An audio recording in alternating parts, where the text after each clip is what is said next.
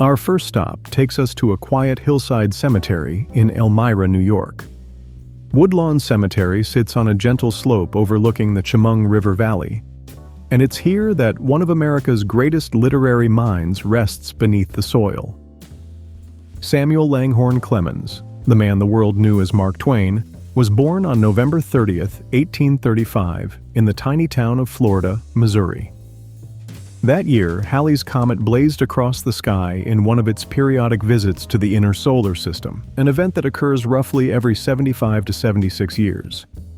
Twain grew up to become the most celebrated American writer of his era, the man who gave us Tom Sawyer and Huckleberry Finn, who redefined humor and storytelling in the English language, and who was, by the early 20th century, perhaps the most recognizable person in the country.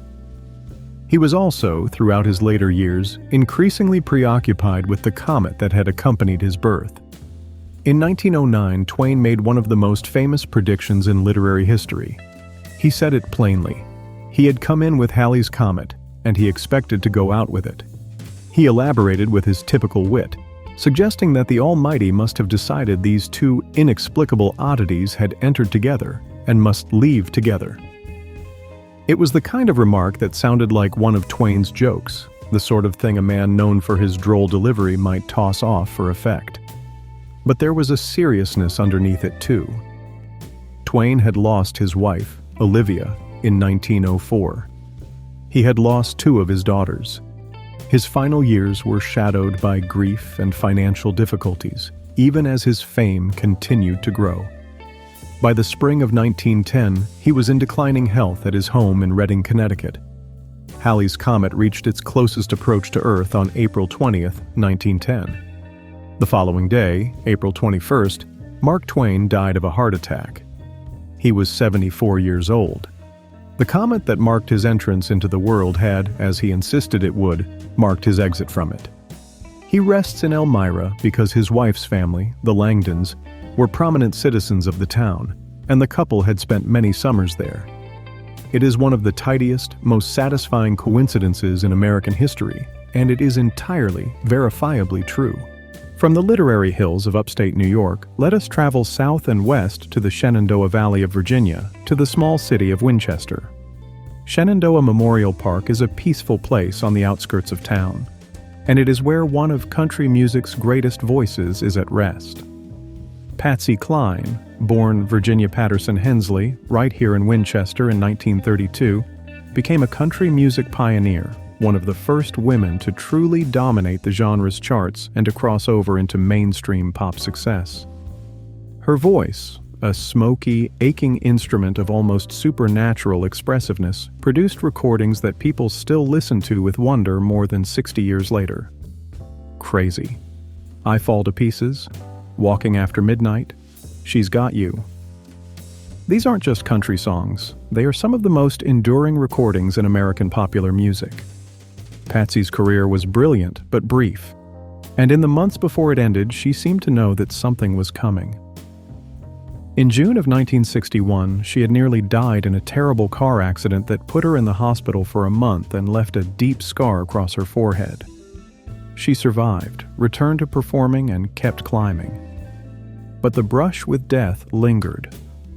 She told fellow singer Ray Walker, "Honey, I've had two bad ones. The third one will either be a charm or it'll kill me." She began giving personal belongings away to friends. She drafted a will on a piece of Delta Airlines stationery, unusual behavior for a woman still in her 20s. She told Loretta Lynn, June Carter Cash, and other close friends that she had a feeling she wasn't going to be around much longer. On March 3, 1963, Patsy played a benefit concert in Kansas City. Afterward, her friend Dottie West, who had driven to the show, urged Patsy not to fly home in the small private plane piloted by her manager, Randy Hughes. Patsy declined the offer of a ride. "Don't worry about me, Hoss," she said. "When it's my time to go, it's my time to go." 2 days later, after a refueling stop in Dyersburg, Tennessee, where the airfield manager warned of terrible weather ahead, the plane took off anyway. Somewhere west of Camden, Tennessee, barely 90 miles from Nashville, Hughes lost control in the clouds. The The plane plunged into a wooded area. Everyone aboard was killed on impact. Patsy Cline, age 30, along with fellow country stars Hawkshaw Hawkins and Cowboy Copas, and Hughes himself. She was brought home to Winchester and buried here at Shenandoah Memorial Park, in the place she always called home. A bell tower at the cemetery, erected with help from Loretta Lynn and Dottie West, chimes hymns every evening at 6 o'clock, the hour she died. Leaving Virginia behind, let's make a long journey to the heart of Illinois, to the state capital of Springfield, where Oak Ridge Cemetery holds the remains of the most consequential American president since Washington. Abraham Lincoln needs no introduction to anyone listening tonight, but the story of his final premonition is less well known than it deserves to be. In the first days of April 1865, the Civil War was drawing to its close. Lee's surrender at Appomattox was imminent. Lincoln had guided the nation through its bloodiest conflict, preserved the Union, and signed the Emancipation Proclamation. He was exhausted, worn thin by the weight of the war, and troubled by a dream that had come to him some 10 days before his death. He described it to his wife Mary and to his friend Ward Hill Layman, who also served as something of a bodyguard.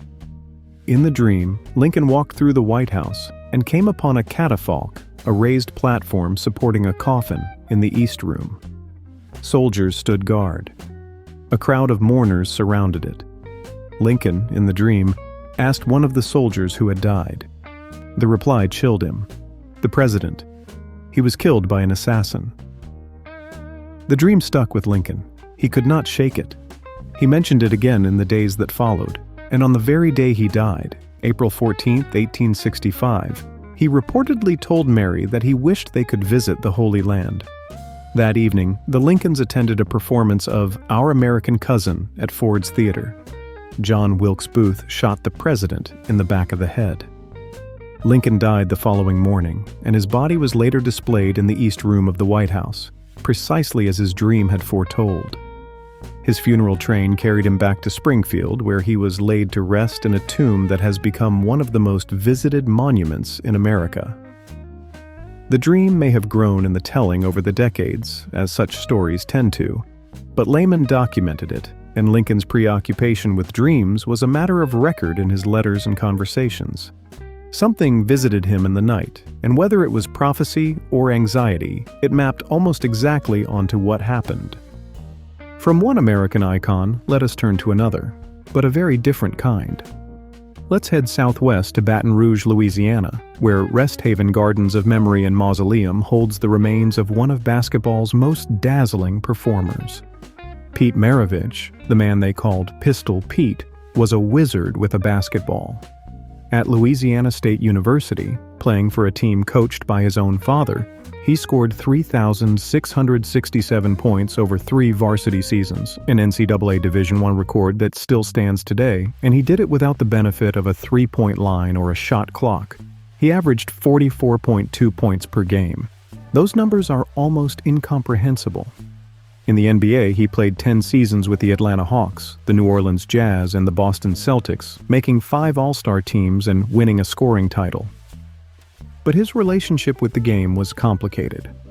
In 1974, while playing for the Hawks and frustrated by fans who didn't appreciate his flashy style, Maravich gave an interview to sports writer Andy Nuzzo of the Beaver County Times. In it, he said something that, 14 years later, would become one of the most haunting quotes in sports history. "I don't want to play 10 years in the NBA and die of a heart attack at age 40, Maravich told Nuzzo. He said it casually, as part of a larger point about wanting more from life than basketball. Nuzzo wrote it down and moved on. Then, precisely as Maravich had described, he played 10 seasons in the NBA, retiring in 1980 due to injuries. And on January 5, 1988, at the age of 40, Pete Maravich collapsed and died of a heart attack while playing in a pickup basketball game in Pasadena, California. An autopsy revealed a rare congenital defect. He had been born with only one coronary artery instead of the usual 2. He had played his entire career, from those breathtaking nights at LSU to the NBA All-Star Game, with a heart that was, by any medical standard, a ticking clock. Nuzzo, Reading the news at his desk the next morning, pulled out his old interview notes and could not believe what he saw. "That's a little scary," he said later. "I read it, and read it, and read it, and read it. I couldn't believe it. Everything matched." Maravich was inducted into the Basketball Hall of Fame in 1987, just a year before his death. He rests here in Baton Rouge near the campus where he rewrote the record books. Our next stop takes us across the Atlantic to the most visited cemetery in the world. Père Lachaise Cemetery in Paris, France, sprawls across more than 100 acres on the eastern side of the city, and among its famous residents, Chopin, Oscar Wilde, Edith Piaf, Marcel Proust, lies a man who burned through life like a Roman candle and seemed to know it. Jim Morrison, the lead singer and lyricist of The Doors, was a poet in a rock star's body, a man whose charisma and volatility made him one of the defining figures of the 1960s counterculture. Born in Melbourne, Florida, in 1943, the son of a Navy admiral, Morrison was brilliant, well-read, and almost preternaturally handsome.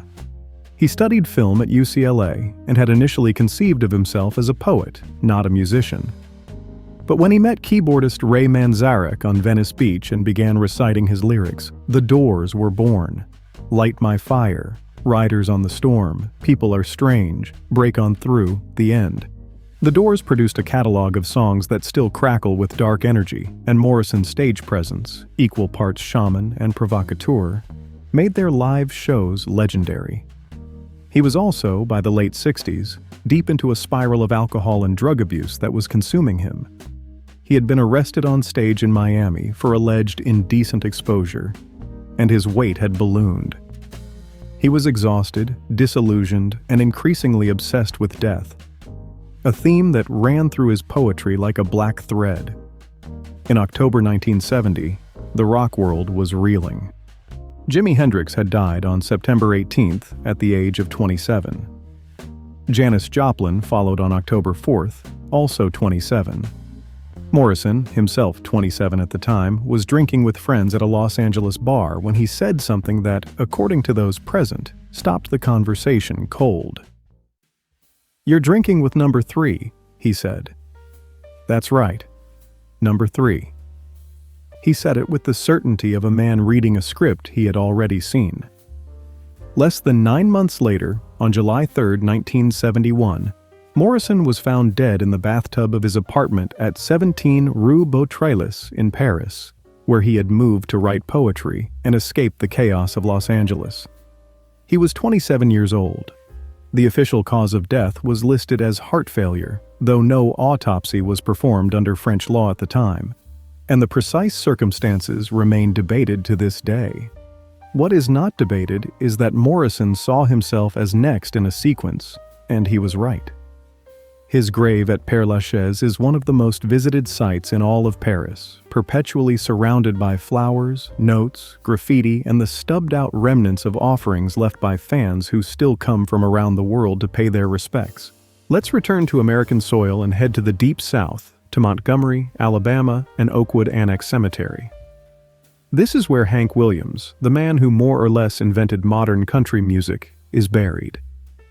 If you've ever heard "You're Cheatin' Heart," "Cold, Cold Heart," "Hey, Good Lookin'," "Jambalaya," or "I'm So Lonesome I Could Cry," you've heard the voice of a man who compressed an entire lifetime of sorrow and brilliance into 29 years. Hank Williams was a prodigy from rural Alabama who by his early 20s was the biggest star in country music, a regular on the Grand Ole Opry, and a songwriter whose compositions were being covered by pop artists in New York and Nashville alike. He was also, by his mid-20s, destroying himself with alcohol, morphine, and the relentless pace of touring. By 1952, his marriage to Audrey Williams had dissolved. He'd been fired from the Grand Ole Opry for chronic drunkenness, and his health was in ruins. That June, he recorded 4 songs at Castle Studios in Nashville. One of them was "I'll Never Get Out of This World Alive," a co-write with his publisher Fred Rose. It was meant as a humorous song, a string of comic bad luck verses delivered with Hank's signature dry wit. But the title alone, coming from a man who was visibly wasting away, carried a weight that went beyond the joke. there was more. The day his divorce from Audrey was finalized in early 1952, Hank reportedly told her he wouldn't live for more than a year. The single was released on November 21, 1952. It climbed the country charts steadily. On New Year's Day, 1953, Hank Williams died in the back seat of his Cadillac somewhere between Knoxville, Tennessee, and Canton, Ohio, where he was headed for a show. His driver, Charles Carr, discovered that the man he thought was sleeping was, in fact, gone. Heart failure, brought on by years of abuse, took him at 29. "I'll Never Get Out of This World Alive" hit number 1 on the country charts 3 weeks after his death. A final, bitter punchline from a man who knew better than anyone how the joke would end. His funeral in Montgomery drew thousands, and he rests here at Oakwood Annex, where fans still visit from around the world. From the birthplace of country music, let's step into a very different world, the world of classical composition. Our destination is Vienna, Austria, and the Zentralfriedhof, the Central Cemetery, one of the largest cemeteries in Europe. It's here, among the graves of Beethoven, Brahms, Schubert, and Strauss, that the 20th century composer Arnold Schoenberg is buried. Schoenberg revolutionized Western music. He developed the 12-tone technique, a method of composition that treated all 12 notes of the chromatic scale as equal, overthrowing the tonal system that had governed European music for centuries. He was one of the most influential and controversial musical minds of his era. He was also, throughout his life, paralyzed by triskaidekaphobia, the fear of the number 13. Schoenberg was born on September 13, 1874, and the coincidence haunted him. He avoided rooms, floors, and buildings numbered 13. When the title of his opera, Moses und Aaron, would have contained 13 letters with the standard AA spelling of Aaron, he dropped one A so the title would only have 12. He was terrified of his 65th birthday in 1939 because 65 is a multiple of 13. He consulted an astrologer who told him the year was dangerous but not fatal. He survived it. But in 1950, when Schoenberg turned 76, a fellow musician named Oscar Adler wrote him a letter pointing out that 7 plus 6 equals 13. The warning devastated Schoenberg. He became convinced he would die during his 76th year. On Friday, July 13, 1951, every digit of his fear aligned. Schoenberg spent the entire day in bed, racked by anxiety, barely able to speak. His wife Gertrude watched the clock. As she later wrote to his sister, she told herself that if they could just make it to midnight, the worst would be over. At 11:45, the doctor called her to Arnold's bedside. He died at 11:45 p.m., just 15 minutes before Friday the 13th ended. It was, in a terrible sense, a self-fulfilling prophecy, a man who feared 13 so completely that the fear itself may have killed him. From the concert halls of Europe, let us travel to the green hills of Jamaica. 9 Mile, a small village in St. Anne Parish, tucked into the lush interior of the island, is the birthplace and final resting place of Robert Nesta Marley, the man who brought reggae music to the entire world. Bob Marley's influence is almost impossible to overstate. No Woman, No Cry, One Love, Redemption Song, Get Up, Stand Up, Three Little Birds, Buffalo Soldier, Jamming, Stir It Up. His songs became anthems not just for Jamaica, but for struggles against injustice on every continent. He sold more than 75 million records worldwide, and was, by the time of his death, one of the most recognized and revered musicians on the planet, a cultural ambassador whose face and music transcended every boundary of language, race, and nationality. Born in 9 Mile in 1945 to a white British naval officer and a black Jamaican woman, Marley grew up in poverty, moved to the Trenchtown ghetto of Kingston as a teenager, and formed the Wailers with Bunny Wailer and Peter Tosh. By the early 1970s, he was an international star, and his embrace of Rastafarian spirituality infused his music with a moral and mystical authority that set it apart from anything else in popular music. Those closest to Marley have long said that he possessed an uncanny sense about his own life and its trajectory. As a young man growing up in St. Anne, His childhood friend Alan "Skill" Cole claimed that Marley could read palms and seemed to have a gift for seeing things that others could not. Later in life, his Rastafarian brethren encouraged him to step back from these abilities, but the sense of foresight apparently never left him. According to multiple friends and associates, Marley told them he would die at the age of 36, the same age at which, in certain Rastafarian and Ethiopian Orthodox traditions, Jesus Christ lived before ascending. In July 1977, Marley was diagnosed with acral lentiginous melanoma, a particularly aggressive form of skin cancer, under the nail of his right big toe. His doctors recommended amputation of the toe, a procedure that might have saved his life. Marley refused, reportedly on religious grounds. The Rastafarian faith places great importance on bodily wholeness, and possibly also because the surgery would have ended his ability to perform on stage with the footwork that was central to his electrifying live shows. The cancer spread. He continued touring and recording, releasing his final album, Uprising, in 1980. Redemption Song, the spare, acoustic track that closed the album, is often interpreted as Marley's farewell, a man coming to terms with the brevity of his time, urging his listeners to emancipate themselves from mental slavery. On May 11, 1981, 2 months after his 36th birthday, Bob Marley died at Cedars of Lebanon Hospital in Miami after the cancer had spread to his lungs, brain, and liver. He was flown home to Jamaica and buried in a mausoleum at 9 Mile, in the hills where he was born, with his red Gibson Les Paul guitar beside him. Whether he truly foresaw the age of his death or simply recognized, after his diagnosis, that time was running out, the result is the same. He told people he would leave at 36, and he did.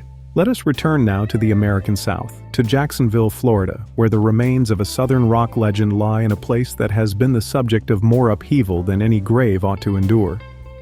Ronnie Van Zant was the founding lead vocalist and principal lyricist of Lynyrd Skynyrd, the band that gave the world Freebird, Sweet Home Alabama, and Simple Man.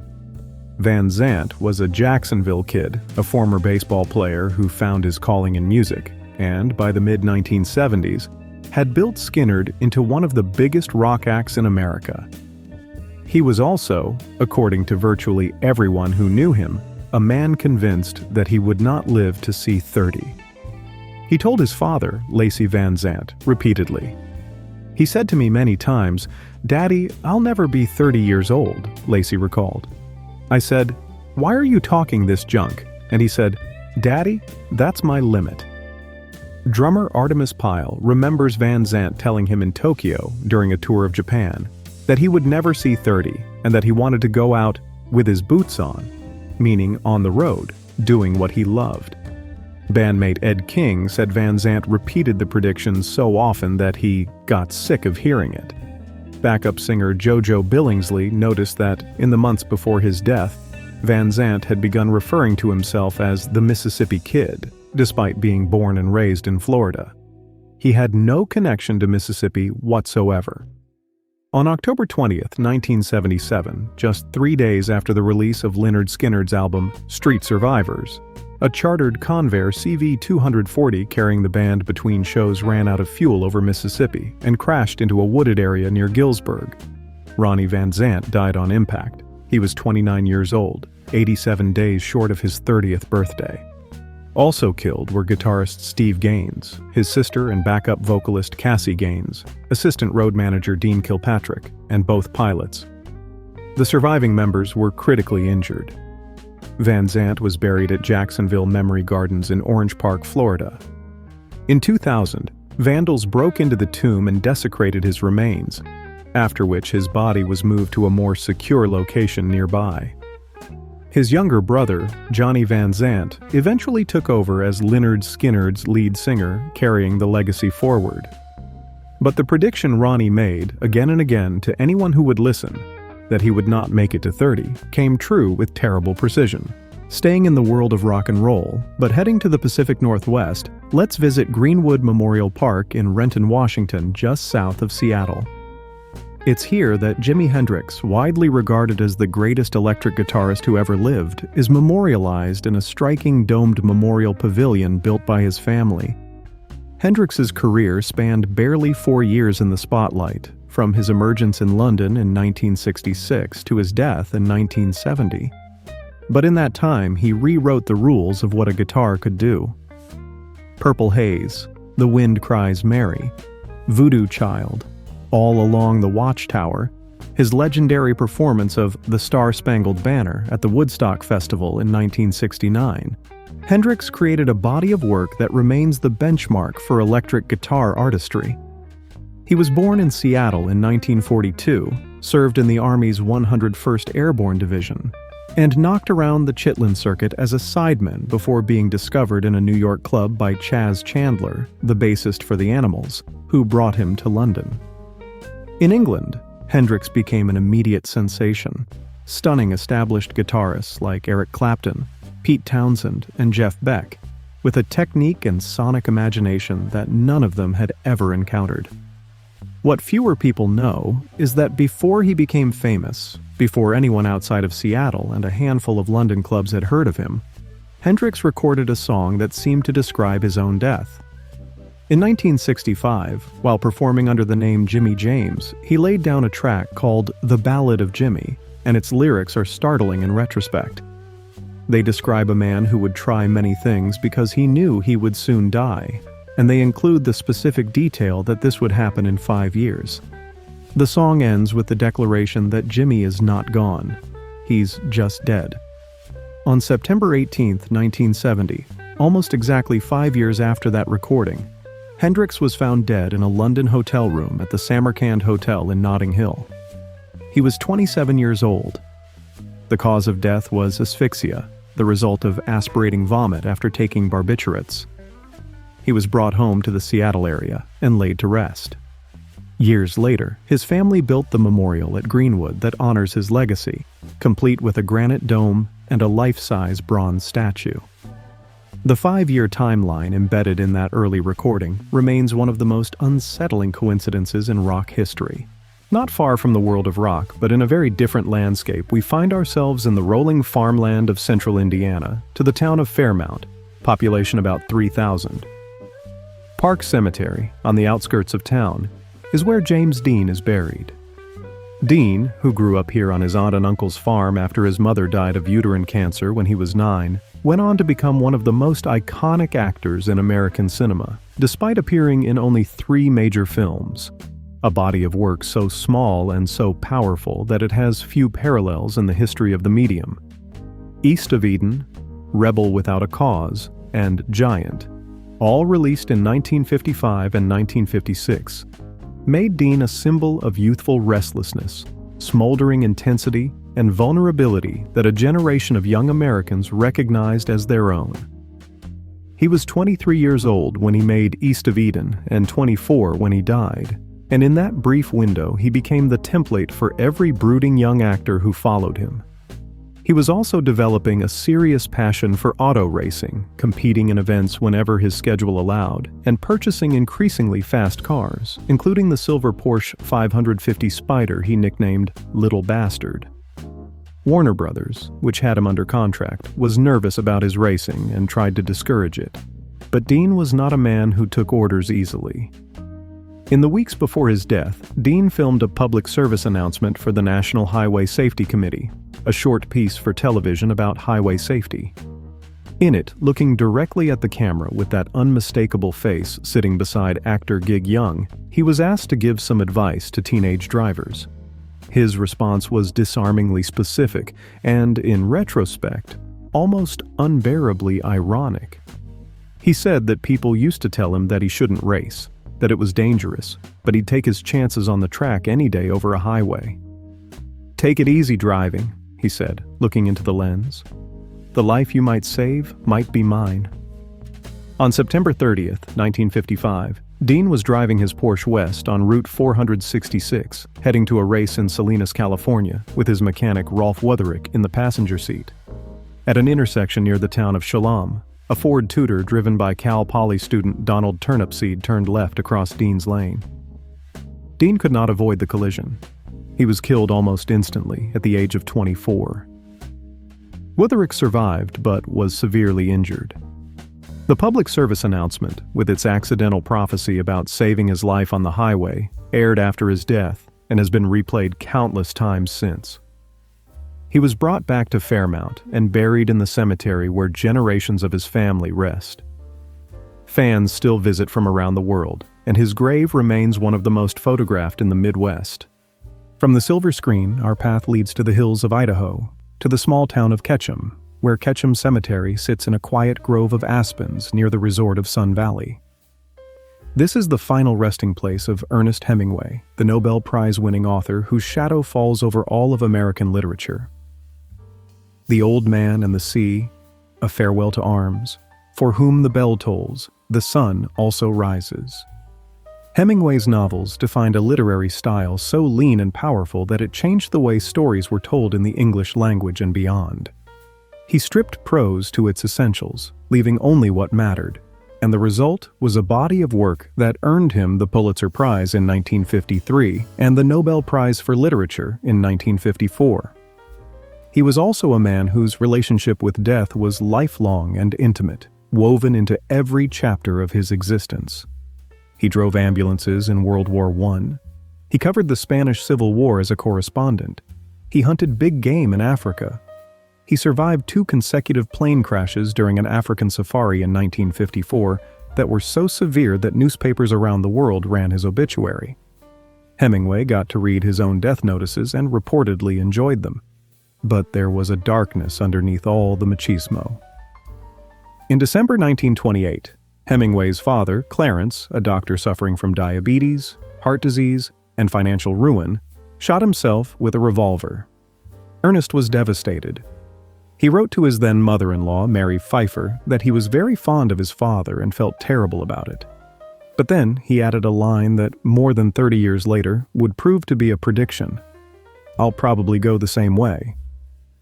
The Hemingway family's struggle with mental illness and self-destruction stretched across multiple generations. On July 2, 1961, at the age of 61, Ernest Hemingway ended his own life at his home in Ketchum, Idaho, using a shotgun. His wife, Mary, initially told the press it was a hunting accident, a claim that persisted for many years and was widely accepted. But the truth was what Hemingway himself had foreseen in that 1928 letter. He went the same way his father did.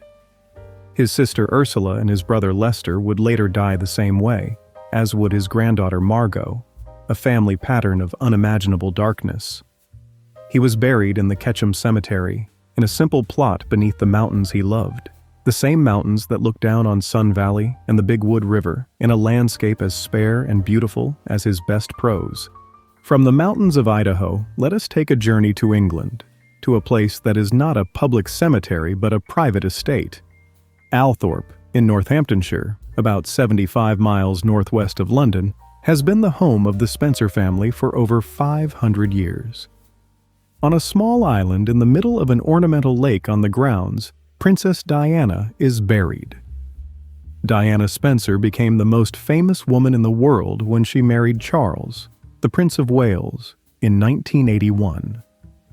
For the next 16 years, through a fairy tale wedding, the birth of 2 princes, a very public marital collapse, and a courageous second act as a humanitarian, Diana was the most photographed person on Earth. She championed causes that others avoided. HIV and AIDS when stigma was at its peak, the global campaign against landmines. And she did so with a warmth and directness that made her beloved across every continent. In the years after her divorce from Charles in 1996, Diana expressed fears that were, at the time, dismissed by many as paranoia. In a letter written to her former butler, Paul Burrell, approximately 10 months before her death, Diana wrote that she believed someone was planning to stage a car accident to kill her, involving brake failure and serious head injury. The letter, sometimes called the Mishcon Note, after her legal advisor, Lord Mishcon, to whom she also confided these fears, was later examined by official inquiries into her death. On August 31, 1997, Diana, her companion Dodi Fayed, and their driver Henry Paul were killed when their Mercedes crashed into a pillar in the Pont de l'Alma tunnel in Paris. The official investigation attributed the crash to the driver's high blood alcohol content and the excessive speed at which he was traveling while being pursued by paparazzi. Conspiracy theories have surrounded the accident ever since. What is beyond dispute is that Diana put her fears in writing, and that the manner of her death, a car accident, devastating head injuries, aligned with what she had described. She was 36 years old. Her body was returned to England, and she was buried on the island at Althorpe, away from public grounds, so her sons and family could visit in privacy. Let's come back to American soil and revisit the world of music, this time in the Texas Hill Country. The city of Lubbock Cemetery in Lubbock, Texas, is the final resting place of Buddy Holly, the young man from West Texas who helped define rock and roll before the genre even had a firm identity. Holly was just 22 when he died, but in a career that lasted barely 2 years, he produced That'll Be the Day, Peggy Sue, Oh Boy, Every Day, and a string of other songs that influenced everyone from the Beatles to the Rolling Stones to Bob Dylan. Holly is widely credited with establishing the standard rock band lineup of 2 guitars, bass, and drums. He was also, in the days before his death, haunted by a dream he could not shake. According to his wife, Maria Elena Santiago, whom he had married only months earlier, both she and Buddy were jolted awake by nightmares on the same night in January 1959. Holly's dream placed him inside an airplane, with the feeling that he was leaving and would not return. Maria Elena's dream was even more vivid. She saw a fireball fall from the sky and crash into a field. Holly was so disturbed by the experience that he cried. At the time, Maria Elena was pregnant, and Holly was in the middle of the Winter Dance Party tour, a grueling bus trek across the frozen Midwest to earn money for his growing family. On the night of February 2, 1959, after a show in Clear Lake, Iowa, Holly chartered a small plane to fly to the next stop rather than endure another overnight bus ride through the bitter cold. The plane, a Beechcraft Bonanza, took off from the Mason City Airport shortly after 1 in the morning. Minutes later, it crashed into a cornfield. Holly, along with Ritchie Valens and J.P. the Big Bopper Richardson, was killed. The day became known as the Day the Music Died, immortalized by Don McLean's American Pie. Maria Elena, upon learning of the crash, suffered a miscarriage. She later said that she blamed herself, believing that if she had gone on the tour, Buddy would never have gotten on that plane. He was brought home to Lubbock and buried here, in the flat, windswept land where he grew up. Speaking of that terrible night in Iowa, let us take a brief detour to another resting place connected to the same event. Ritchie Valens, the pioneering Chicano rocker who gave us La Bamba and Donna, is buried at San Fernando Mission Cemetery in the San Fernando Valley of California. Born Richard Stephen Valenzuela in Pacoima, Los Angeles, in 1941, Valens was only 17 when he died in the same plane crash that took Buddy Holly, making him one of the youngest rock stars to ever achieve national fame. He had been performing for barely a year, but in that time he had recorded songs that would influence generations of musicians and help open the door for Latino artists in mainstream American rock and roll. His fear of flying, however, predated that fatal night by years and had roots in genuine, devastating trauma. When Valens was a teenager, on January 31, 1957, he had skipped school to attend his grandfather's funeral. While the family was at the service, 2 planes collided in midair directly above his schoolyard, Pacoima Junior High School, raining debris on the playground and killing 3 students who were his classmates. Several others were seriously injured. Valens was not there that day only because of the funeral, but the incident left him with an intense, lifelong fear of flying. He had nightmares about it. He avoided planes whenever possible, taking trains and cars, even when it meant adding days to his travel. On that night in Iowa, after the Winter Dance Party show in Clear Lake, a coin toss determined who would get the last seat on Buddy Holly's chartered flight. The other contender was Tommy Allsup, Holly's guitarist. Valens called heads, and the coin came up in his favor. "That's the first time I've ever won anything in my life," he reportedly said, beaming. Hours later, the plane was in a cornfield. His girlfriend, Donna Fox, who inspired his hit Donna, later said he had terrible nightmares about flying and had sworn he would never get on a plane. That fear, born of a real mid-air disaster he narrowly escaped as a boy, tracked him all the way to the cornfield in Iowa. Let us move forward in time and travel to Atlanta, Georgia, to the Martin Luther King Jr. National Historical Park, where the civil rights leader's crypt sits beside the reflecting pool, between the Ebenezer Baptist Church where he and his father preached, and the King Center for Nonviolent Social Change. The Reverend Dr. Martin Luther King Jr. needs no introduction.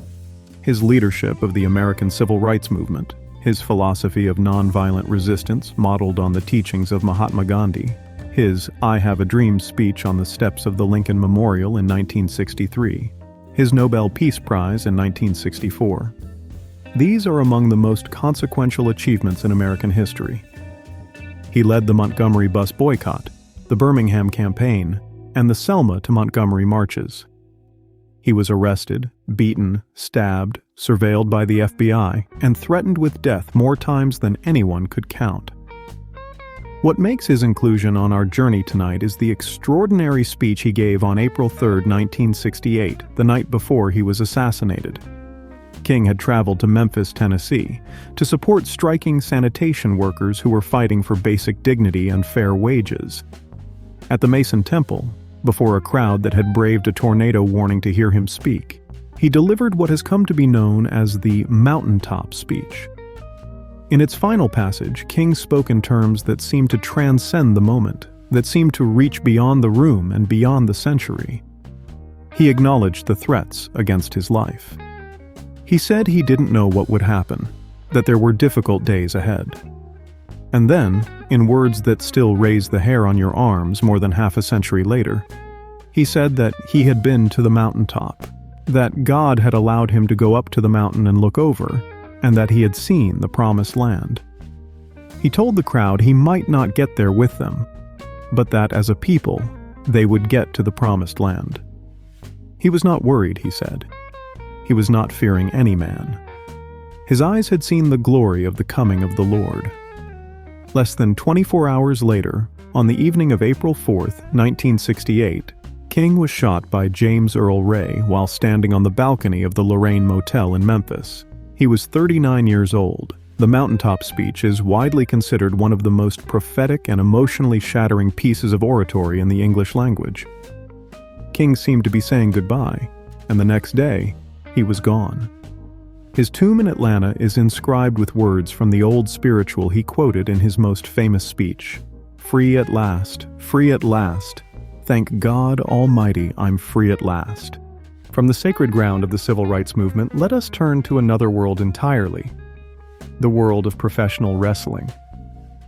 This may seem like an unlikely stop on a journey of this kind, but the story is remarkable, and many of you listening tonight will remember this man vividly. James Bryan Hellwig, known to millions of fans as the Ultimate Warrior, was one of the most electrifying performers in the history of the World Wrestling Federation during the late 1980s and early 1990s. His face-painted, muscle-bound persona and his wild sprint-to-the-ring entrances, shaking the ropes, flexing for the crowd with an intensity that bordered on the supernatural, made him a hero to a generation of young wrestling fans. He won the WWF Championship by defeating Hulk Hogan at WrestleMania 6 in 1990, one of the most memorable matches in the event's history.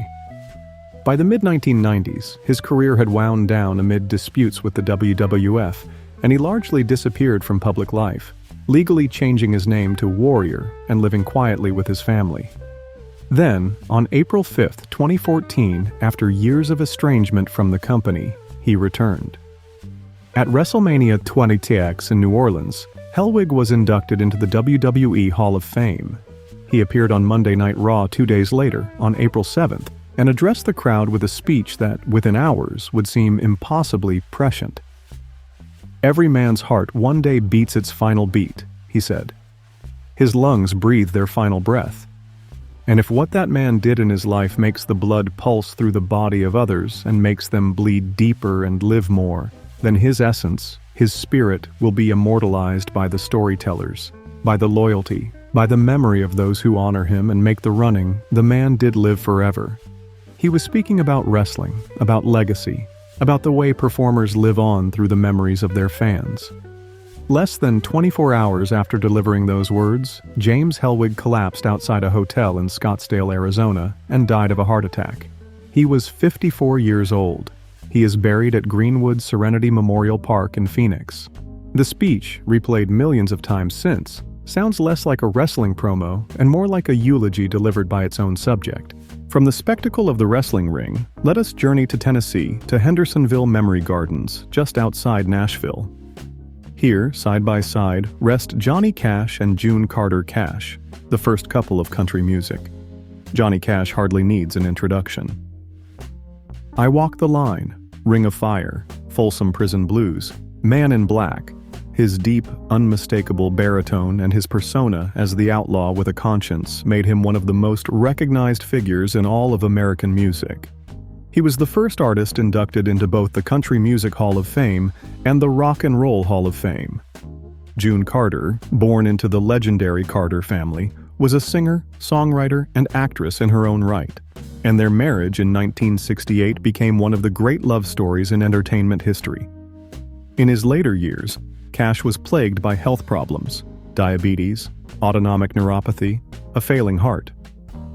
He continued to record, producing the extraordinary American Recording series with producer Rick Rubin, which introduced his music to a new generation. Among the songs he recorded during this period was his devastating cover of Nine Inch Nails' Hurt, a meditation on pain, regret, and mortality that, in Cash's ravaged voice, became something almost unbearably direct. The video, filmed in his home and featuring footage from his younger days, felt like a man surveying the wreckage of a long, turbulent life and saying goodbye. Many people who watched it felt they were watching a farewell. On May 15, 2003, June Carter Cash died of complications following heart surgery. She was 73. Johnny Cash was shattered. In the 4 months that followed, he continued to record, but those close to him say he had lost his will to go on. He told friends and family that he would not be long behind June. On September 12, 2003, less than 4 months later, Johnny Cash died of respiratory failure resulting from complications of diabetes. He was 71. They rest side by side at Hendersonville, in the community where they lived and loved for decades. The road that runs past the cemetery has been renamed Johnny Cash Parkway. From the world of country music, let us cross the Atlantic to London, England, and visit Edgwarebury Cemetery in the northern suburbs, where Amy Winehouse was laid to rest in 2011. Winehouse was a once-in-a-generation vocal talent, a British singer whose deep, expressive voice drew on jazz, rhythm, and blues, and soul in a way that felt both vintage and utterly contemporary. Born in Southgate, North London in 1983, she grew up listening to her father's jazz records, Thelonious Monk, Sarah Vaughan, Dinah Washington, and by her teens, she was writing songs of remarkable sophistication. Her second album, Back to Black, released in 2006, was a worldwide phenomenon, a collection of songs about love, heartbreak, and self-destruction delivered in a voice that sounded like it had been borrowed from another era. At the 2008 Grammy Awards, she became the first British woman to win 5 Grammys, including Record of the Year and Song of the Year for Rehab, a song in which she cheerfully refused to seek treatment for the very addictions that were consuming her. The irony of that song's title was not lost on anyone. Winehouse's struggle with alcohol and drug addiction was public, painful, and relentless. The tabloid press hounded her. Paparazzi photographed her at her worst.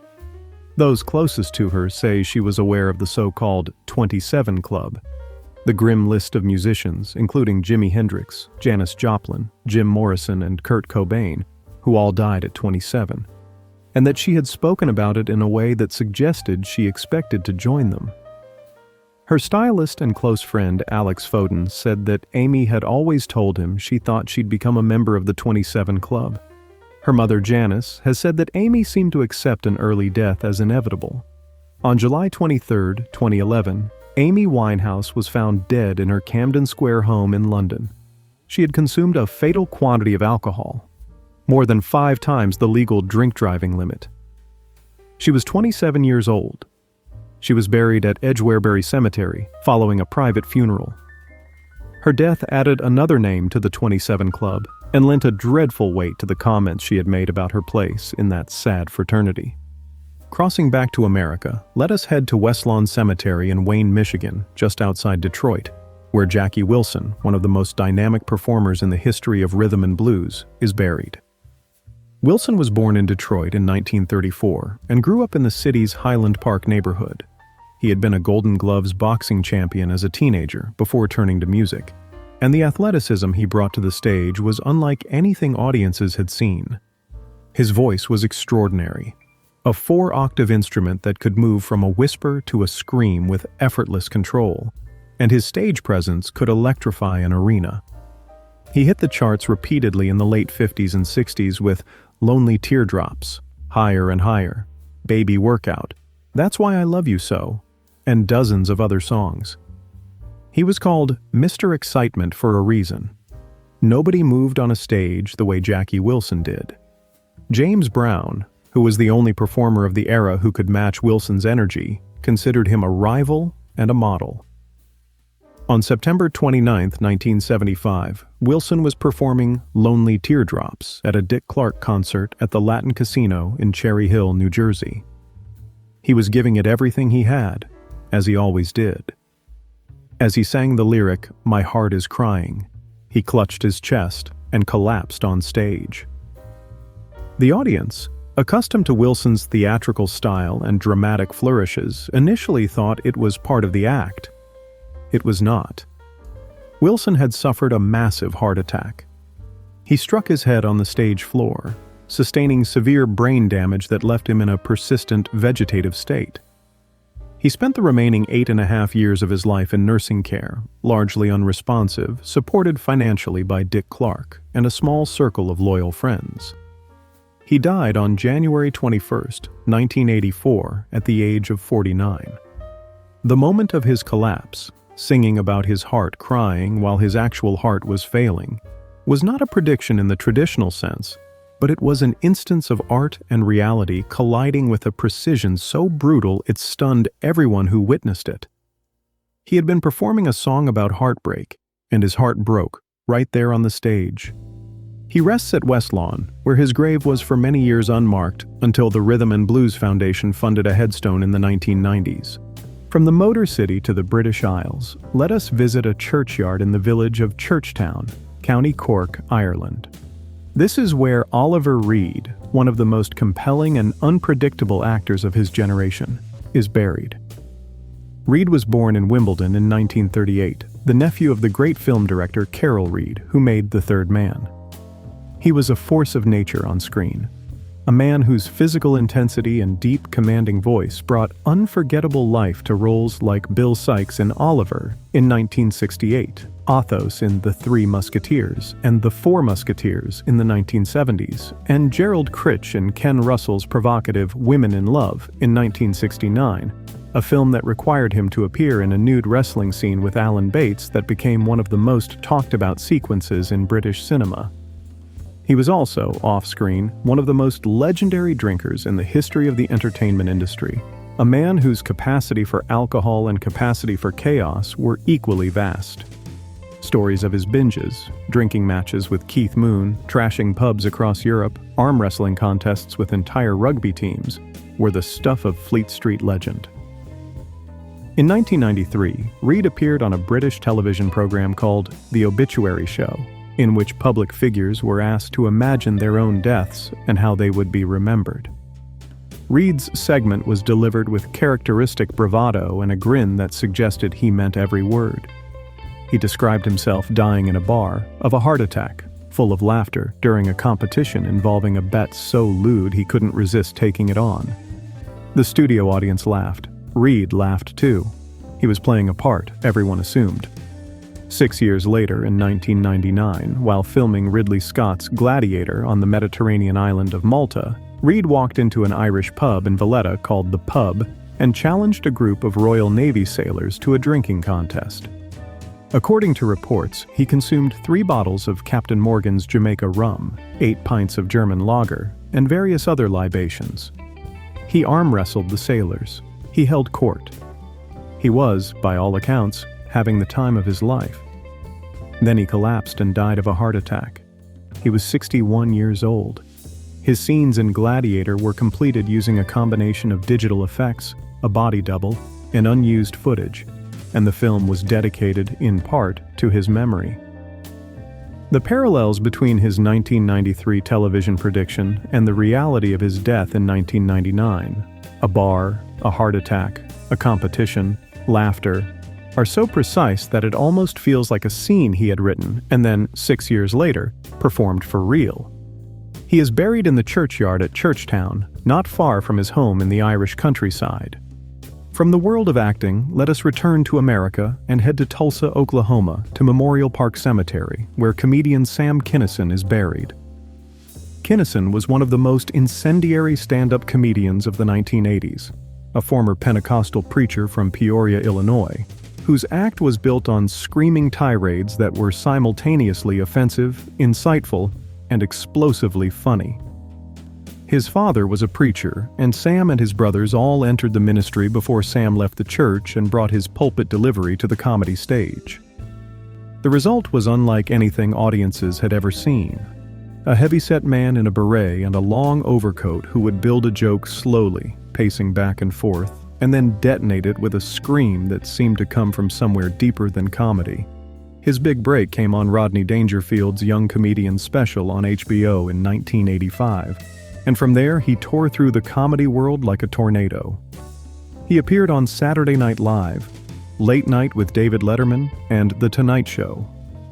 His Grammy-winning album Louder Than Hell captured his manic energy and his routine about world hunger, in which he screamed at starving people to move to where the food is, became one of the most controversial and memorable bits of the decade. By early 1992, Kinison had cleaned up his life considerably. He'd gotten sober, married his third wife, Malika Suiri, just days earlier, and was performing at the height of his powers. Friends said he seemed happier than he had been in years. On April 10, 1992, Kinison and his new bride were driving from Los Angeles to a sold-out show in Laughlin, Nevada, when a pickup truck driven by a 17-year-old intoxicated driver crossed the center line on a desert highway near Needles, California. The head-on collision was devastating. What elevates Kinison's death into the realm of our journey tonight is what witnesses say happened in those final moments. According to accounts from people at the scene, including his brother Bill and friends traveling in a car behind him, Kinison was pulled from the wreckage alive but mortally injured. He reportedly looked up at the sky and said, "I don't want to die. I don't want to die." Then, after a pause, as if hearing a response that no one else could hear, his expression changed. "Oh, okay," he said quietly. "Okay." And he lay down and died. He was 38 years old. It's not a prediction in the conventional sense.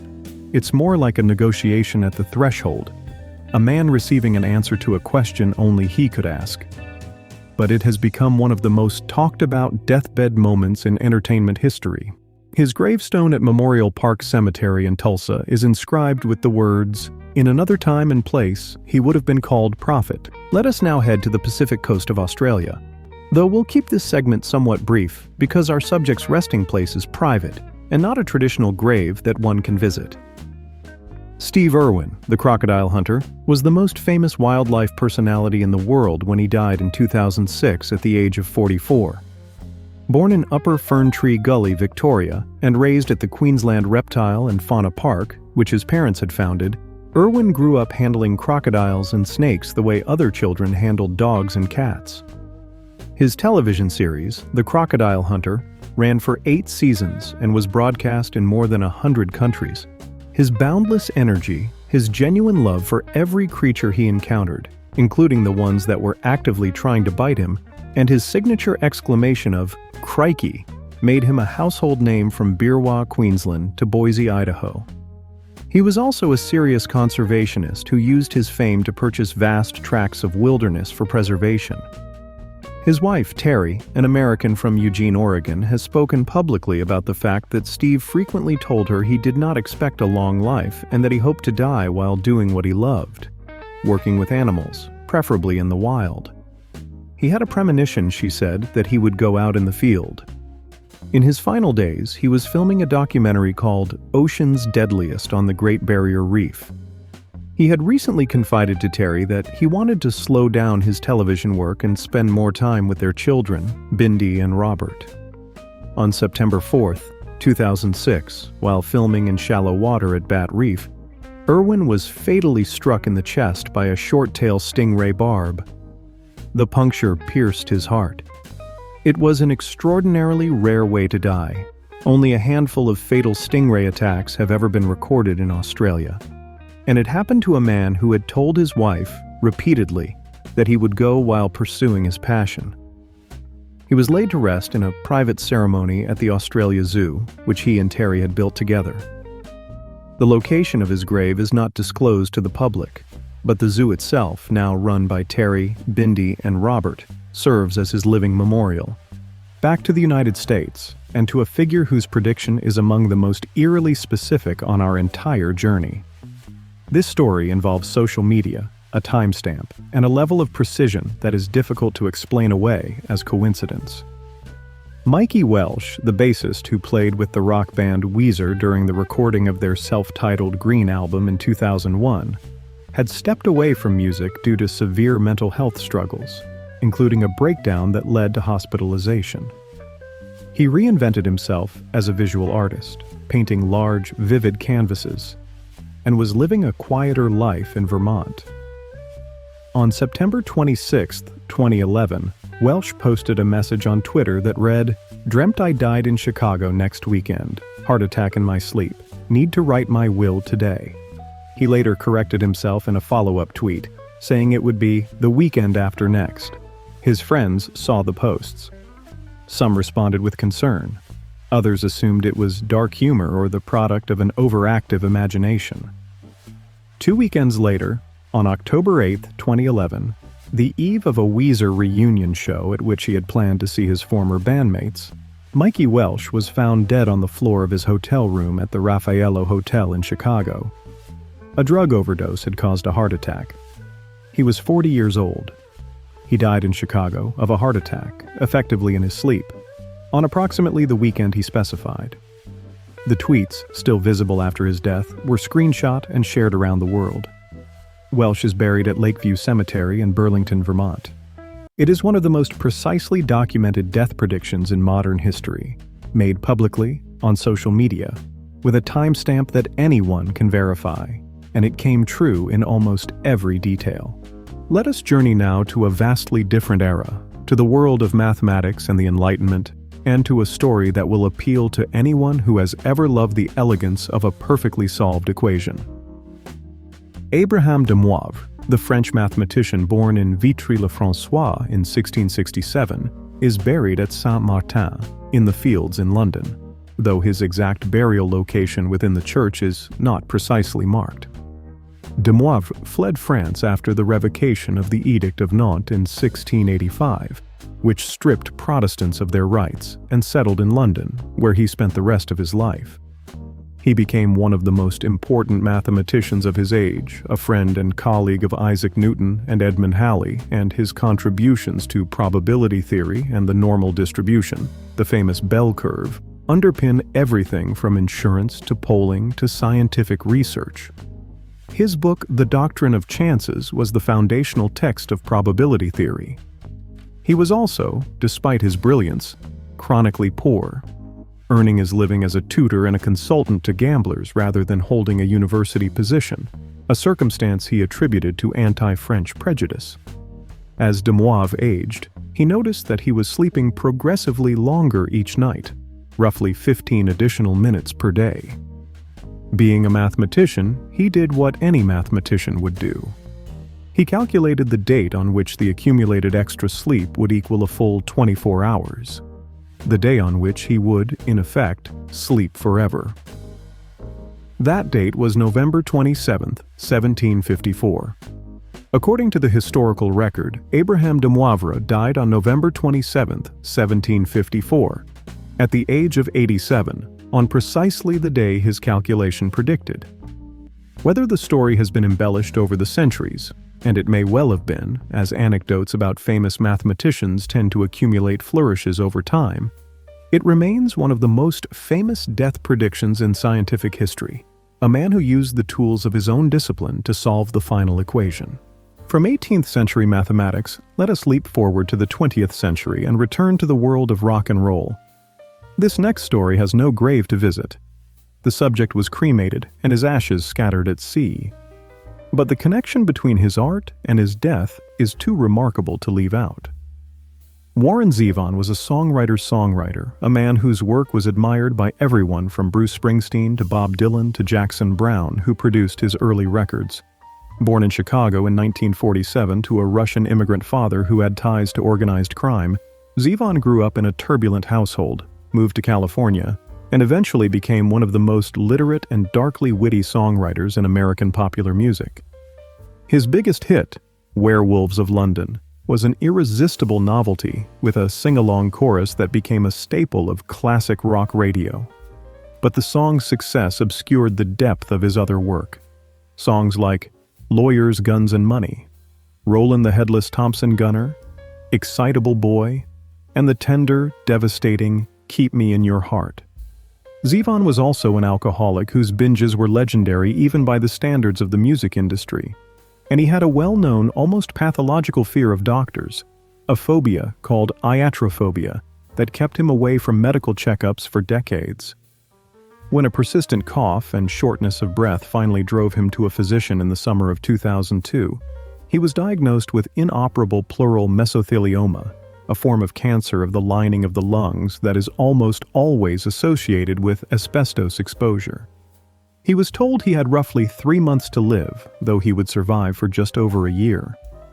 What made this diagnosis particularly strange was that Zevon had never worked in construction, shipbuilding, insulation, or any other industry where asbestos exposure was common.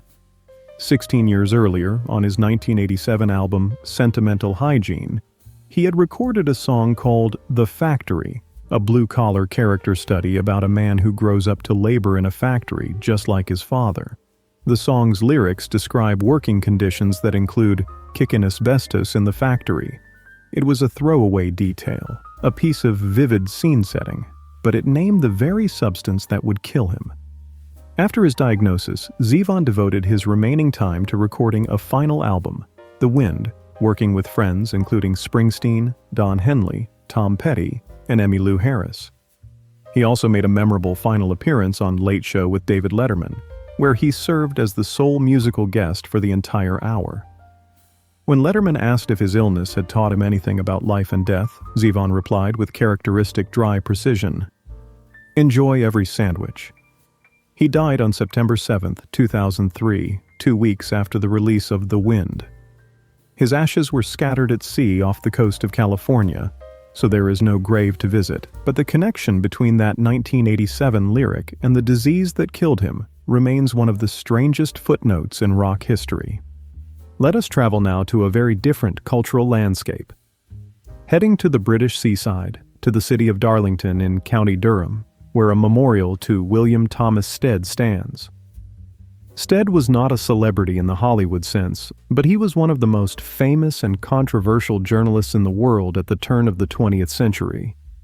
As editor of the Pall Mall Gazette and later the Review of Reviews, he is considered the father of investigative journalism in Britain, the man who pioneered the modern tabloid format and the use of sensational exposés to drive social reform.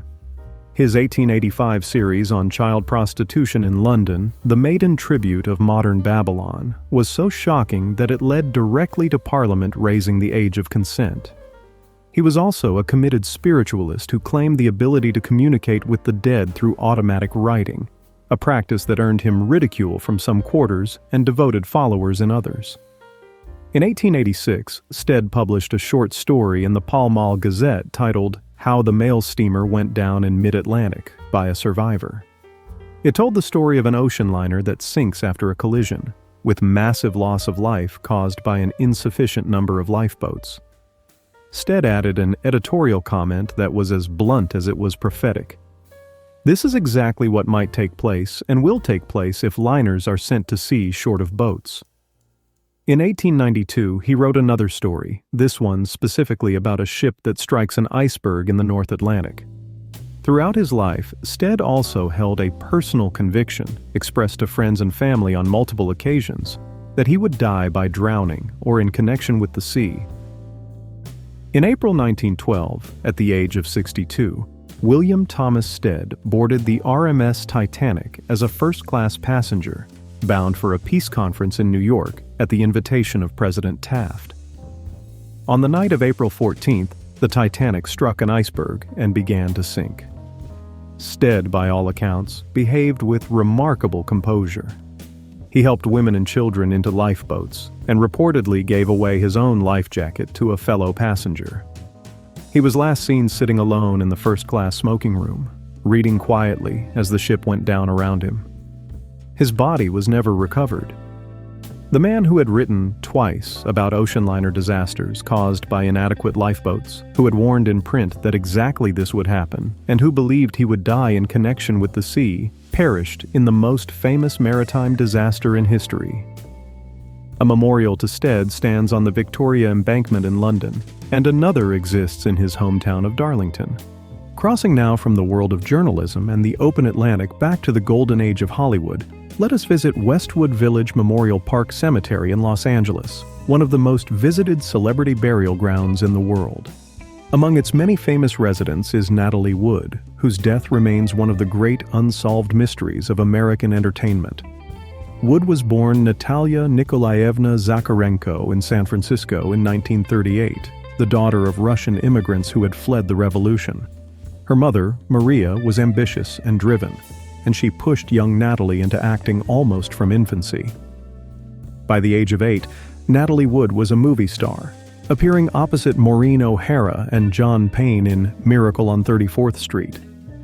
She grew into one of the most celebrated actresses in Hollywood, starring in Rebel Without a Cause alongside James Dean, Splendor in the Grass with Warren Beatty, the landmark musical West Side Story, and the comedy Bob and Carol and Ted and Alice. She was nominated for 3 Academy Awards before the age of 35. From childhood, Wood had an intense and unshakable fear of dark water. According to multiple biographies, this fear originated with her mother, who had been told by a fortune teller, or perhaps a Romani woman in the old country, that her daughter should beware of dark water because it would lead to her death. Whether the fortune teller's story is true or apocryphal, and the details vary depending on who tells it, Wood's aquaphobia was real, documented, and well known among her friends and colleagues. She avoided boats when she could, refused to put her face in the water, and made no secret of the fact that dark, open water terrified her.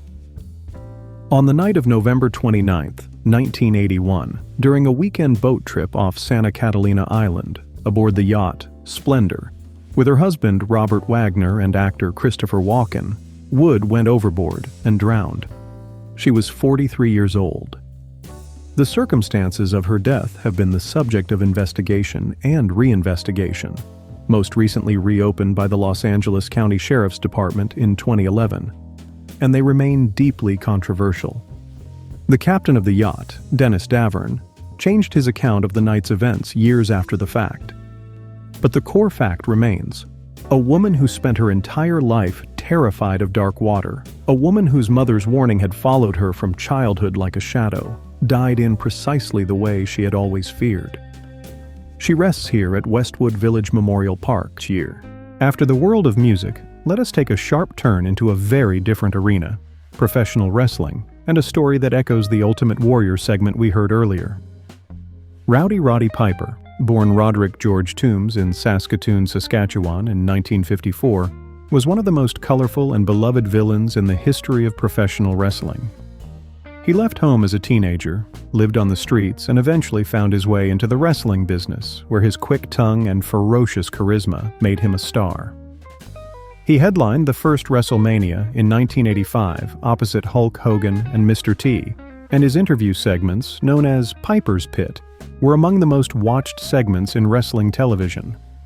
He went on to star in the cult science fiction film They Live in 1988, directed by John Carpenter, a role that produced one of the most quoted lines in genre cinema.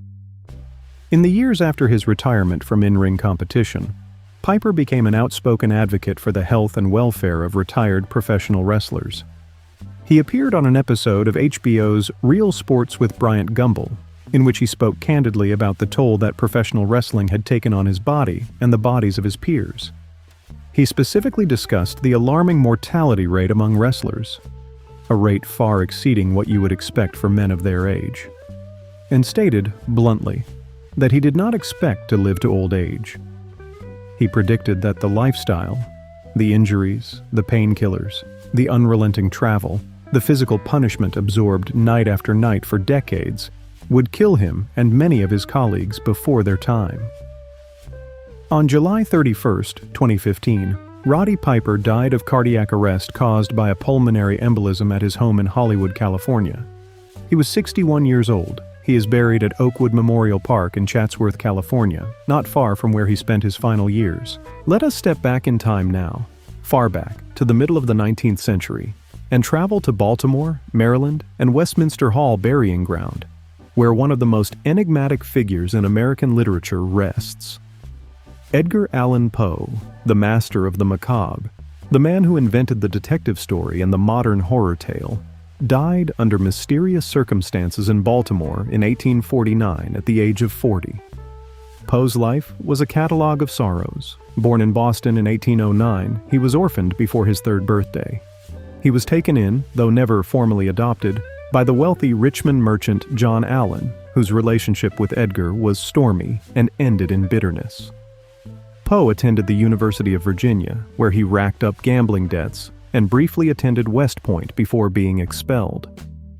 He married his 13-year-old cousin, Virginia Clem, who died of tuberculosis in 1847, a loss that sent Poe into a spiral of grief and alcohol from which he never fully recovered.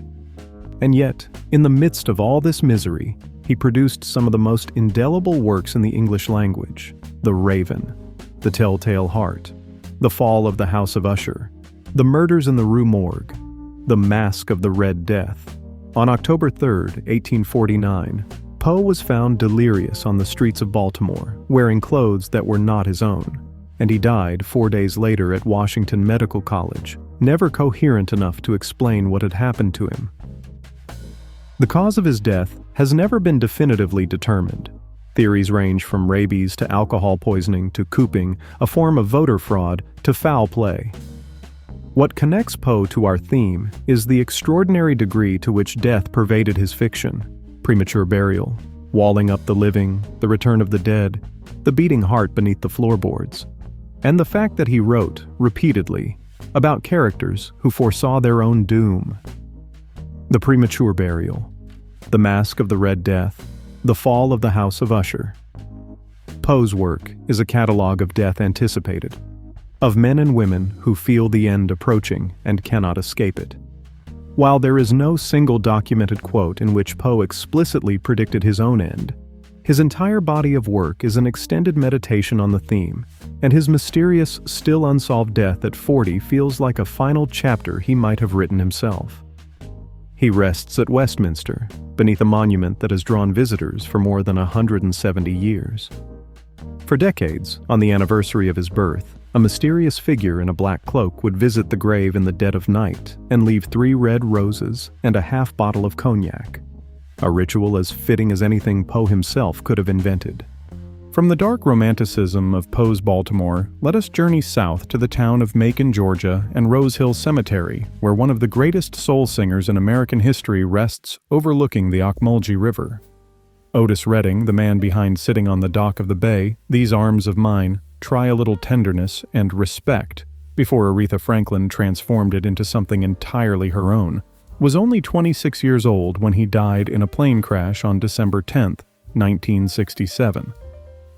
Redding grew up in Macon, the son of a Baptist minister, and by his early 20s he was recording for the Stax label in Memphis, where he became the label's biggest star and one of the architects of Southern soul. His voice was raw, powerful, and astonishingly expressive. A voice that could whisper or roar, and that carried in every note the weight of real human feeling. He was at the very peak of his powers. He had electrified the Monterey Pop Festival just months earlier, introducing himself to a mainstream rock audience that fell instantly in love with him. His manager, Phil Walden, and others close to him have recounted that Redding, despite his youth and his seemingly boundless energy, had spoken about a feeling that he wouldn't live long. He was a man in a hurry, always recording, always touring, always pushing. The specifics are harder to pin down than some of the other cases on our tour, but the general sense, a young man aware that his ride might be a short one, is consistent across multiple accounts.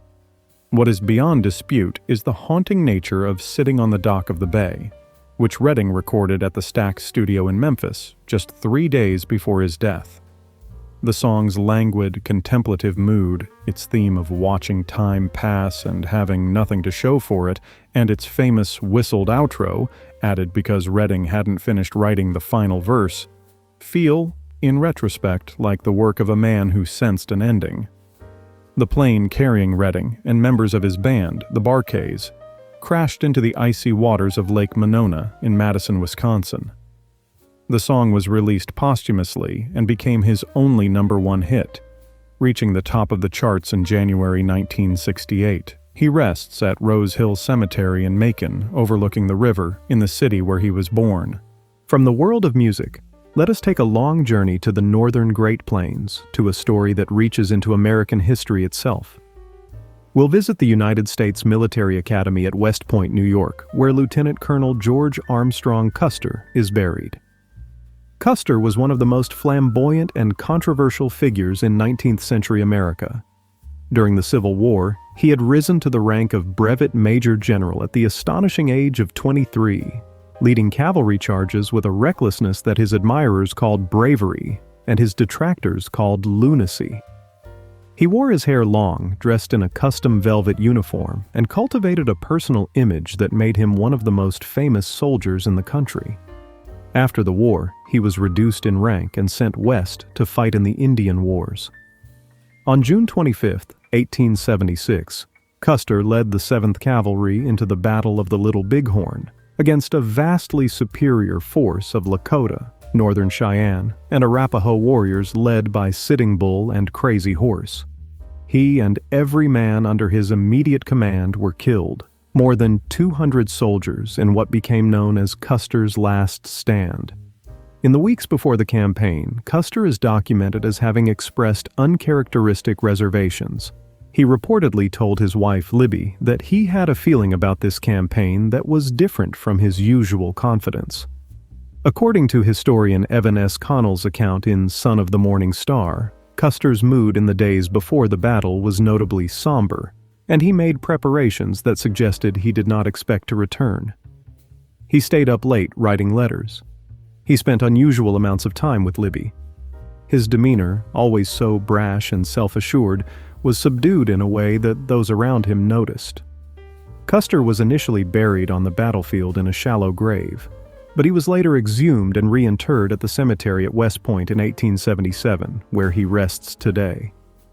While his case is not a crystal-clear verbal prediction, his documented change in demeanor and his preparations before the battle suggest a man who sensed, in some way he could not articulate, what was coming for him on the banks of the Little Bighorn. Returning to the world of entertainment, and to a story that is as heartbreaking as any on our journey, let us travel to Forest Lawn Hollywood Hills in Los Angeles.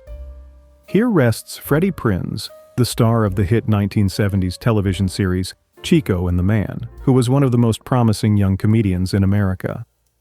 Born Frederick Carl Pritzl in the Washington Heights neighborhood of New York City in 1954, he was of Puerto Rican and Hungarian descent and grew up idolizing comedians like Lenny Bruce and Richard Pryor. His talent was evident almost immediately.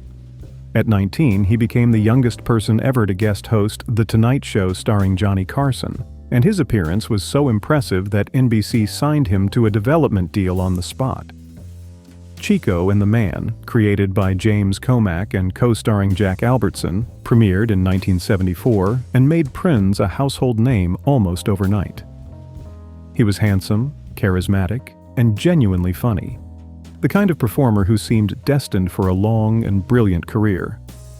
But behind the smile, Prinze was struggling with depression and a growing dependence on Quaaludes. His marriage to his wife Kathy was falling apart. In the months before his death, he told multiple friends and associates, with alarming specificity, that he was going to end his life. His manager, Marvin Snyder, tried to intervene. His friends tried to talk him down. On January 28, 1977, at the age of 22, Freddie Prinze died by his own hand with a gunshot wound in the living room of his Beverly Hills apartment. He had left notes and had made phone calls to friends in the hours before, telling them goodbye. His mother, who was present in the apartment, initially tried to intervene but could not stop him. The manner of his death was, tragically, precisely what he had described to people close to him. He is remembered as a talent whose light burned out far too soon. And his son, Freddie Prinze Jr., went on to become a film star in his own right, carrying his father's name into a new generation. Let us now make our way to Dallas, Texas, to Laurelland Memorial Park, and tell the story of Stevie Ray Vaughan, the electric blues guitarist who is considered one of the greatest to ever pick up the instrument. Vaughan, born in Dallas in 1954, grew up idolizing his older brother Jimmy, who was already making a name for himself in the Texas blues scene.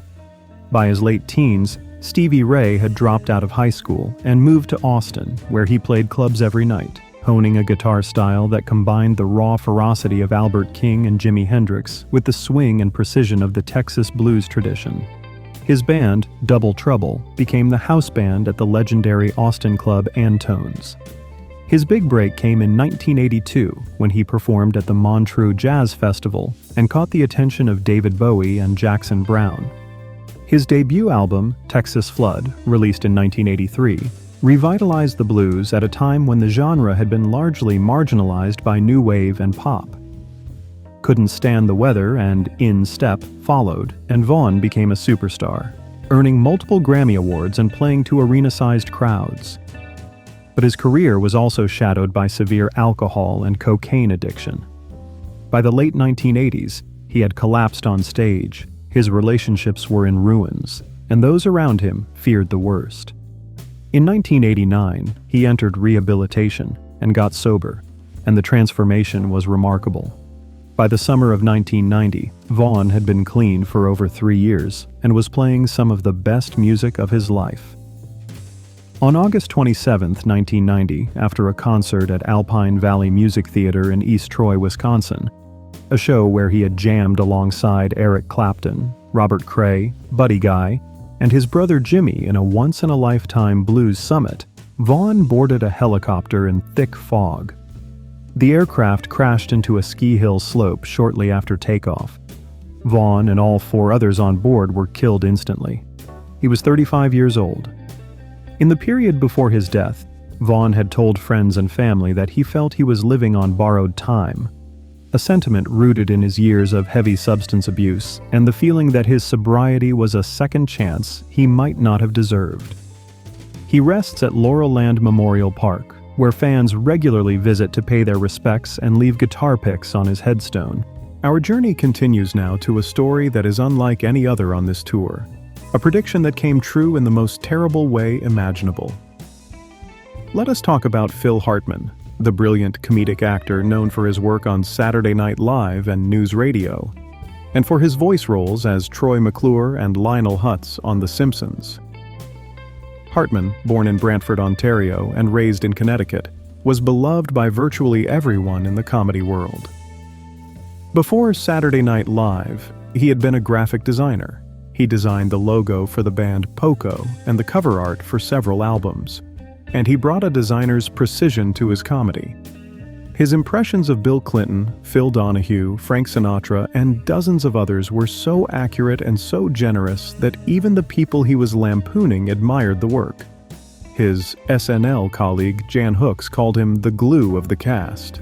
He could play any role, anchor any sketch, and make everyone around him funnier. After leaving SNL, he became a star on the sitcom News Radio and one of the most prolific voice actors in animation. But in the years before his death, Hartman had confided to close friends, including his fellow SNL cast member Jon Lovitz, that he was afraid his wife Bryn, who struggled with substance abuse and had grown increasingly volatile, might one day kill him. He told Lovitz explicitly. He told other friends in softer terms, expressing worry about what Bryn might do during one of her episodes. On May 28, 1998, after an evening dinner with friends, Bryn Hartman shot Phil while he slept in their Encino home, then took her own life in the early morning hours. He was 49. The fear he had expressed privately, that his wife's instability might lead to violence, proved to be exactly what happened. Lovitz, devastated, later said that Phil had told him the marriage was in serious trouble and that he was frightened. He is buried at Greenwood Memorial Park in Claremont, California. As we begin to approach the end of our journey, let us cross the Atlantic one final time and head to the English countryside, to the churchyard of St. Andrew's in Sevenhampton, near Swindon, in Wiltshire. Here rests Ian Fleming, the creator of James Bond. Fleming was born into privilege in 1908, the son of a wealthy Conservative member of Parliament and the grandson of a Scottish banking magnate. He was educated at Eton and Sandhurst, worked briefly as a journalist for Reuters, and spent the Second World War in naval intelligence, where he planned operations of such audacity and inventiveness that they would later find their way, only slightly embellished, into his fiction. After the war, Fleming built a house in Jamaica that he named Goldeneye and began, at the age of 43, to write novels. The first, Casino Royale, introduced the world to James Bond, Agent 007, and the remaining 11 novels and 2 short story collections that followed made Fleming one of the best-selling authors of the 20th century. Bond was everything Fleming wished he could be: unflappable, irresistible, and capable of escaping death at every turn. But Fleming himself was not so lucky. He was a heavy drinker and a prodigious smoker, consuming somewhere between 60 and 70 cigarettes a day. In 1961, at the age of 53, he suffered a heart attack. His doctors told him to slow down. He didn't. He told his friends, with the dark humor characteristic of a spy novelist, that his heart would kill him. He continued writing, but he knew the clock was ticking. He confided to his neighbor and friend, Noel Coward, that he doubted he had many years left. On August 12, 1964, at the age of 56, Ian Fleming died of a heart attack after suffering cardiac arrest at a golf club near Canterbury. It happened to be his son Casper's 12th birthday. The man who created the world's most famous fictional spy, a man who survived everything, died knowing, as he had said repeatedly, that his own body was the enemy he couldn't outrun. Back on American soil, for our final stretch, let us head to Eden Memorial Park in Mission Hills, California, and tell the story of a comedian who changed the boundaries of free speech in this country. Lenny Bruce, born Leonard Alfred Schneider in Mineola, New York in 1925, was a comic revolutionary whose confrontational, uncensored style paved the way for every comedian who followed him. From George Carlin to Richard Pryor to every stand-up comic working a club stage today. Bruce began his career as a conventional nightclub comic, doing impressions and safe material. But by the late 1950s, he had transformed into something the entertainment world had never seen. A comedian who talked about religion, race, sex, politics, and the hypocrisy of American society with a candor that left audiences stunned. He was arrested repeatedly for obscenity in San Francisco, in Chicago, in Los Angeles, in New York, and the legal battles consumed his life. He was hounded by law enforcement, banned from performing in multiple cities, and eventually blacklisted by most major clubs. He began representing himself in court, spending his days poring over legal transcripts instead of writing new material. He was also deeply addicted to heroin and other drugs, and in his final years, Bruce spoke openly and frequently about his expectation that the system, the legal system, the drug system, the entire machinery of a society that had decided to crush him, would destroy him. He told friends he felt hunted, that the walls were closing in, and that there was no way out. He became gaunt, paranoid, and obsessive. On August 3, 1966, Lenny Bruce was found dead on the bathroom floor of his Hollywood home from an acute morphine overdose. He was 40 years old.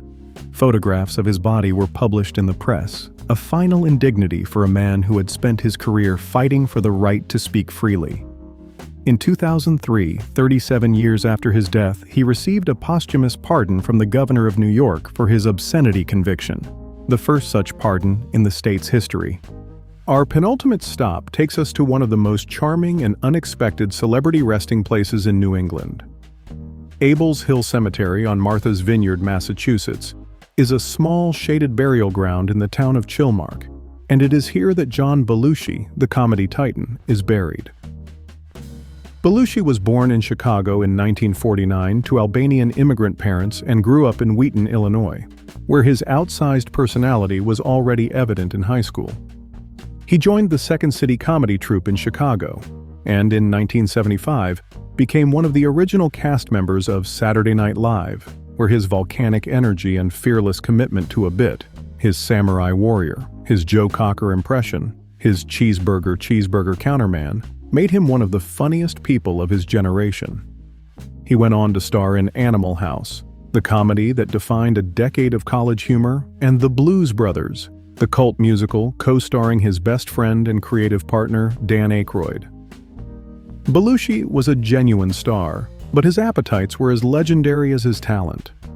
He consumed drugs and alcohol in quantities that alarmed even his fellow comedians, and in the years before his death, he spoke about the intensity of his lifestyle with a mixture of bravado and genuine unease. He joked about it, the way comedians joke about the things that frighten them most, but there was truth underneath the humor. Friends and colleagues, including Aykroyd, Penny Marshall, and others in his inner circle, have recalled that Belushi had a sense he was pushing himself towards something irreversible, that he recognized the speed at which he was burning through his own reserves. He once told a friend that he knew he was headed for trouble but didn't know how to stop.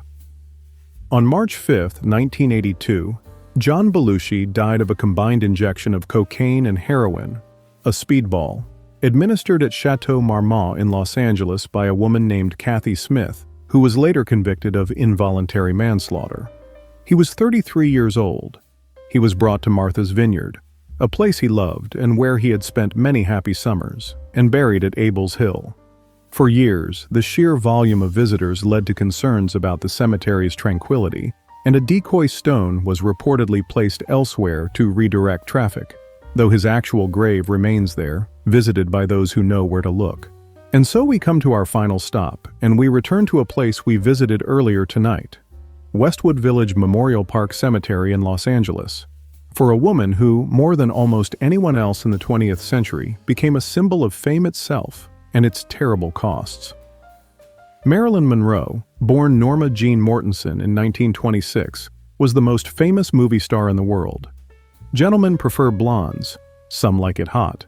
The 7-Year Itch, Bus Stop, The Misfits. Her filmography includes some of the most memorable performances in Hollywood history. She was funny, luminous, and far more intelligent than the dumb blonde caricature that the studio system tried to impose on her. She studied at the Actors Studio. She read Dostoevsky. She held her own opposite Laurence Olivier. And she was also, beneath the platinum hair and the breathy voice, a deeply troubled woman who struggled with depression, anxiety, insomnia, and a dependence on barbiturates that grew worse with every passing year. In the months and years before her death, Monroe spoke to friends, doctors, and therapists about her fear that she would die young. She had a turbulent childhood, spent time in foster care and orphanages, and suffered from a persistent sense that happiness was temporary and that something terrible was always waiting just behind the next door. She had been married 3 times, to James Dougherty, Joe DiMaggio, and Arthur Miller, and each marriage had ended in pain. Her relationships with powerful men, including, according to persistent accounts, President John F. Kennedy and his brother Robert, added layers of complexity and danger to a life that was already fragile. Her psychiatrist, Dr. Ralph Greenson, later spoke about her fatalistic outlook, her conviction that she was not built for a long life. Peter Lawford recalled a phone call on the night of her death in which her voice was slurred and her words sounded like a farewell, though he did not act on his concern in time. On August 4, 1962, Marilyn Monroe was found dead in the bedroom of her Brentwood home from an overdose of barbiturates. She was 36 years old. The official ruling was probable self-destruction, though conspiracy theories have swirled around her death for more than 60 years, ranging from mafia involvement to government cover-ups. What is not in dispute is that she told people repeatedly that she did not expect a long life, and that the sadness she carried was more than even her enormous talent could outrun. She rests at Westwood Village Memorial Park, in a crypt in the corridor of memories that has become one of the most visited final resting places in the world. Joe DiMaggio, who never stopped loving her, had roses delivered to her crypt 3 times a week for 20 years after her death. Flowers still appear there every day, more than 60 years later, left by people who never met her but who feel, somehow, that they knew her. And there, at Marilyn Monroe's resting place, we come to the end of our journey. 40 stories, 40 lives, 40 moments when someone famous looked into the future, or dreamed it, or wrote it down, or blurted it out in an interview or a bar or a song, and described with eerie accuracy the end that was waiting for them. Some of these predictions were specific down to the year, the age, the city, and the cause. Mikey Welsh tweeted the details of his own death 2 weeks before it happened. Mark Twain calculated his exit to the orbit of a comet. Arnold Schoenberg feared the number 13 so deeply that the number itself seemed to reach out and claim him. Others were broader feelings, a sense that time was short, that something was coming, that the candle wouldn't burn much longer. Elvis knew, Hemingway knew, Patsy Cline knew. Whether you believe in prophecy, in coincidence, or simply in the human capacity to know, on some deep and wordless level, when the road is running out, these stories share a common thread. The people who lived them were, in their final days or years, paying attention to something that most of us spend our lives trying to ignore. They spoke about it. They wrote songs about it. They told their wives, their bandmates, their friends. And then it happened. Perhaps what these 40 lives teach us is not that death can be predicted, but that some people, whether through intuition or illness or simply an honest reckoning with the lives they were leading, arrive at an understanding the rest of us resist. They see the arc of their own story. They know how it ends. And in knowing, they leave behind not just their art and their fame, but a question that none of us can fully answer. How did they know? Thank you for walking with us tonight. Thank you for walking with us tonight. Rest well.